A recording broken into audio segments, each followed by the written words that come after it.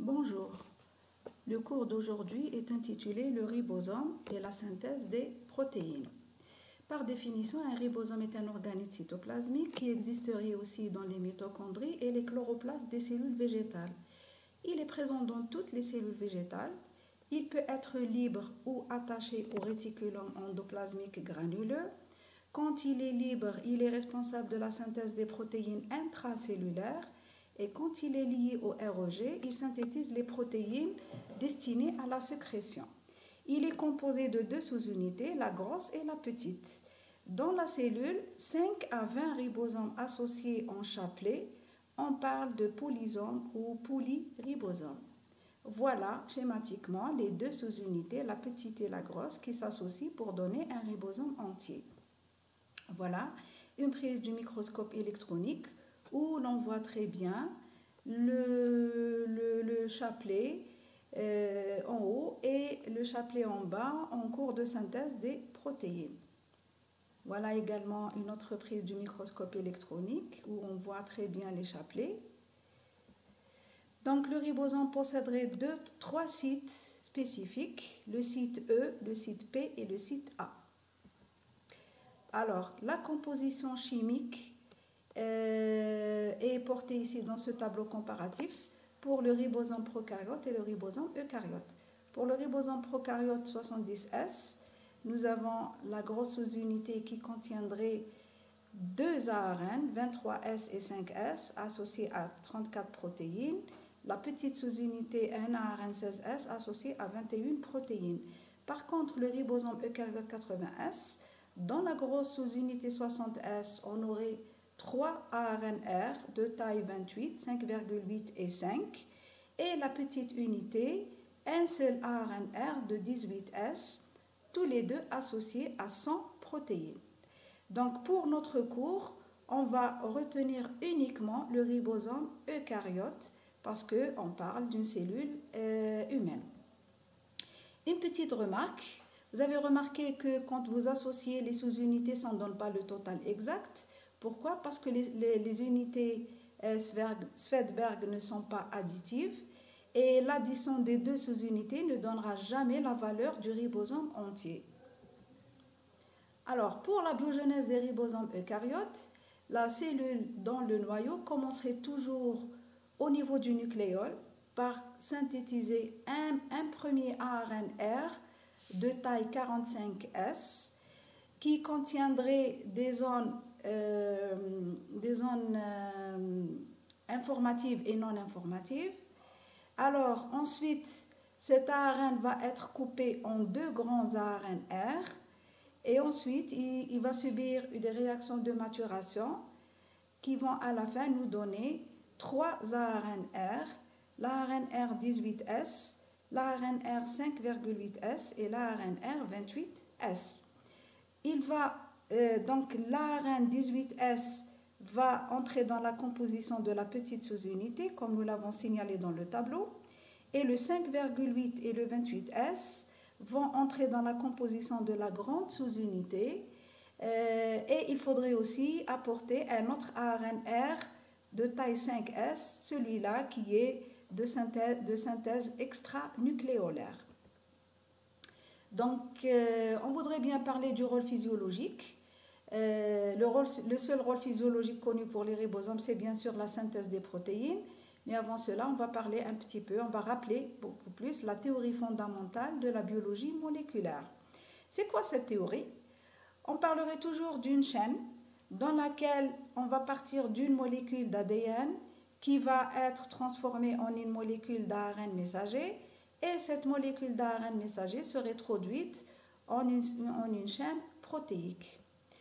Il existerait différentes classes d'acides nucléiques. C'est l'ARN de transfert, l'ARN ribosomal et les ARN messagers. On commencera par les ARN ribosomaux. Ils constitueraient 90% de l'ARN cellulaire et entreraient dans la composition des ribosomes. Et la synthèse des protéines se déroule au niveau des ribosomes qui ne jouent aucun rôle dans la spécificité des protéines.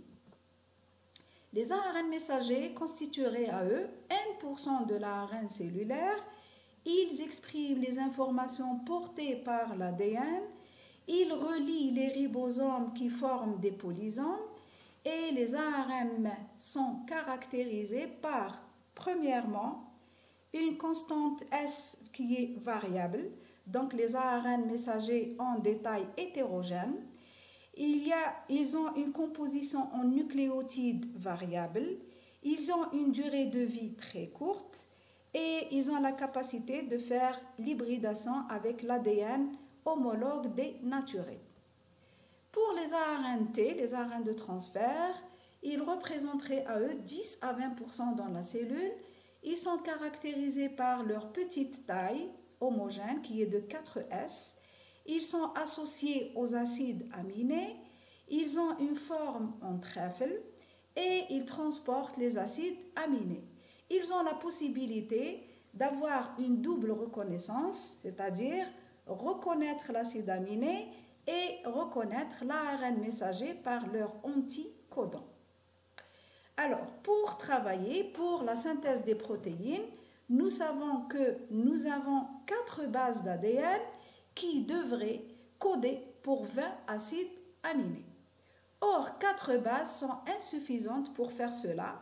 Donc, on a pensé à créer le code génétique. Il est composé comment ce code? Il est composé de triplets que l'on appelle des codons. Le code est toujours non chevauchant, c'est-à-dire 2 codons ne peuvent pas se toucher. Le code est non ponctué, c'est-à-dire on ne peut pas arrêter la traduction. Le code est dégénéré ou redondant, c'est-à-dire on peut avoir 2 ou 3 codons qui peuvent coder pour un acide aminé. Il y a 64 codons. Parmi ces codons, 61 codons sont indicateurs, c'est-à-dire sens, et 3 sont non-sens. Et bien sûr, on sait aussi que le code est universel, il est appliqué à toutes les cellules. Voilà une représentation schématique un peu ludique du code génétique. Sa lecture commencera toujours du centre vers la périphérie. Par exemple, si on part du centre, on prend la base T. Avec la base G et la base T, on aura le codon TGT et ce TGT, il codera pour l'acide aminé cystéine. Il existe bien sûr des petites exceptions que j'ai tenu à représenter sur ce tableau. Les exceptions concerneraient 5 acides aminés. Je prendrai comme exemple le codon UGA. Dans le code universel, c'est un codon stop. Par contre, dans la mitochondrie, des mammifères et des levures et des végétaux, il est différent. Par exemple, dans la mitochondrie des mammifères, c'est un codon qui code pour l'acide aminé tryptophane. Tryptophane aussi pour la levure et dans la mitochondrie des cellules végétales, c'est aussi un codon stop. Et ainsi de suite pour les autres exceptions. Alors maintenant, comment va se dérouler la biosynthèse des protéines chez les eucaryotes? Il faut passer par ces étapes très importantes. Il faut d'abord activer les acides aminés. Il faut faire la transcription et la maturation d'un ARNM. Il faut aussi permettre le passage des ARNM par les pores nucléaires et ensuite passer à la traduction par les ribosomes. Alors, la première étape, l'activation des acides aminés, elle passerait par 2 phases. La première phase est une réaction biochimique. Un acide aminé a besoin d'une molécule d'ATP qui va donner un aminoacyle AMP plus 2 PI. Et pour cela, on a besoin d'une enzyme qui est l'aminoacyle ARNT synthétase. La deuxième étape, l'aminoacyle AMP que l'on a obtenu dans la première phase va s'associer avec un ARNT, bien sûr porteur d'un acide aminé, plus une molécule d'eau. Ça va me permettre d'avoir un aminoacyle ARNT plus une molécule d'AMP et la réaction est toujours catalysée par la même enzyme, l'aminoacyle ARNT synthétase. La transcription de l'information, elle va passer par 3 étapes, l'initiation, l'élongation et la terminaison. Alors, sur le schéma, on va résumer les 3 étapes en même temps. À gauche, il va y avoir le désenroulement de la double chaîne d'ADN. Ensuite, l'enzyme va se déplacer et on va obtenir un brin matrice et un brin non matrice. Le brin matrice, c'est le brin qui va être transcrit. Donc, et va commencer la synthèse de la transcription de l'ARN messager. La transcription commencera toujours dans le sens 5', 3' pour l'ARN messager. Et je rappelle que la lecture de l'ADN commencera toujours de l'extrémité 3' vers l'extrémité 5'. Donc l'ARN polymérase commence à se déplacer tout le long du brin matrice et les bases vont commencer à être installées sur le brin d'ARN messager et c'est l'étape élongation. Une fois que l'enzyme arrive sur le codon stop, le sens veut dire que la transcription est terminée, donc l'enzyme va se détacher, l'ARN-M va aussi se détacher avec libération de l'extrémité 3' et la double molécule d'ADN va reprendre son enroulement et reprendre sa forme initiale. Une fois que notre ARN messager a été transcrit, il doit passer par une étape obligatoire chez les eucaryotes qui est la maturation. Comme vous le voyez sur le schéma, on a commencé par une chaîne informative de l'ADN. On va faire la transcription comme je l'ai expliqué juste avant. Et sur mon ARN messager, j'ai des séquences informatives et des séquences non informatives, c'est-à-dire des séquences codantes que j'appellerai des exons et des séquences non codantes que j'appellerai des introns. Les séquences codantes, c'est les seules qui auront le droit de passer du noyau vers le cytoplasme et subir la traduction. Donc, une enzyme va venir d'abord exciser les introns, c'est-à-dire couper les introns, et une autre enzyme va faire la liaison, la ligase. Donc, l'excision des introns et la réunion des exons se feront par 2 enzymes différentes, une endonucléase pour l'excision et une ligase pour la liaison des codons. Donc, une fois que mon ARN messager a été libéré des introns, il ne serait composé maintenant que d'exons, et c'est un ARN messager qui est mature et qui peut passer à ce moment-là, bien sûr à travers les pores de la membrane nucléaire, il va migrer du nucléoplasme vers le cytoplasme. Donc, une fois que mon ARN messager est passé dans le cytoplasme, va commencer la 3e étape de la synthèse, qui est la traduction, et c'est une étape purement cytoplasmique. Cette étape va passer par 3 étapes successives: l'initiation, l'élongation et la terminaison. Donc, la phase d'initiation nécessite bien sûr l'arrivée d'un ARNT portant le premier acide aminé qui est la méthionine, et cet ARNT va se positionner sur la petite sous-unité et le premier codon de l'ARN messager qui est le codon initiateur AUG. Et il va bien sûr se placer sur le site P. Le site A est toujours libre. Une fois que la petite sous-unité et l'ARNT portant la méthionine est placée sur le codon AUG, va commencer l'étape d'initiation et la traduction commencera toujours, ou bien la lecture commencera toujours de l'extrémité 5' vers l'extrémité 3'. Sur le schéma, c'est de gauche vers la droite. Donc, une fois que le premier codon a été installé sur l'anticodon est installé sur le codon AUG, va arriver la grande sous-unité et le premier facteur d'initiation qui va se dissocier.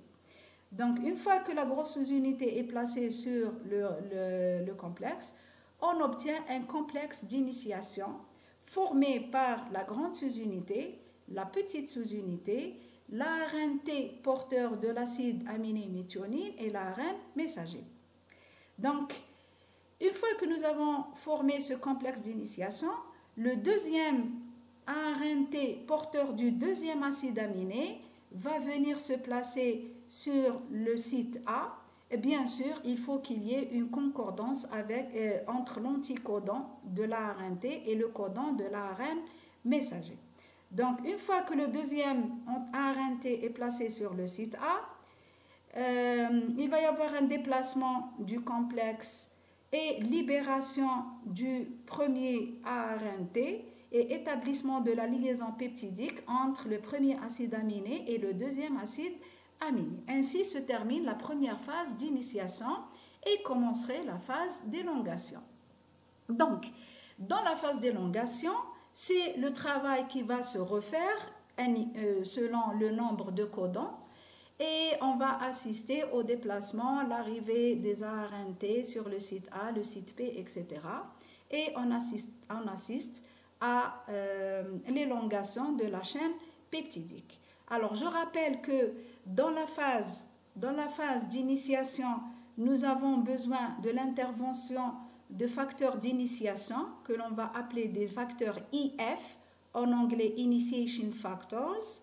Par contre, dans la phase d'élongation, on fait appel à des facteurs d'élongation que l'on appelle les facteurs d'élongation en anglais EF, c'est-à-dire Elongation Factors. Une fois que le dernier ARNT arrive sur, le ribosome arrive sur le codon stop, le message est terminé la traduction. Donc, ce qui va se passer, l'ARNT va se détacher, la chaîne peptidique va être libérée et il y a un facteur de liaison, un facteur de relargage qui va se positionner sur le site A pour le bloquer, pour dire qu'il n'y aura plus d'arrivée d'ARNT porteur d'un autre acide aminé. Donc, ma chaîne sera libérée dans le cytoplasme. Le dernier ARNT va se libérer. Le facteur de relargage va se détacher. Et les deux sous-unités ribosomales se détachent. Et l'ARN messager va être libéré et il peut servir à d'autres traductions. Donc, voilà ainsi se termine la dernière étape de la synthèse des protéines. Alors, je rappelle que la synthèse des protéines que nous avons suivie dans ce cours, elle a été réalisée par des ribosomes libres et je rappelle que la protéine synthétisée par les ribosomes libres est destinée à être utilisée par la cellule pour son usage personnel, c'est-à-dire les protéines intracellulaires. Je vous remercie de votre attention et le prochain cours concernera le système endomembranaire. Merci de votre attention.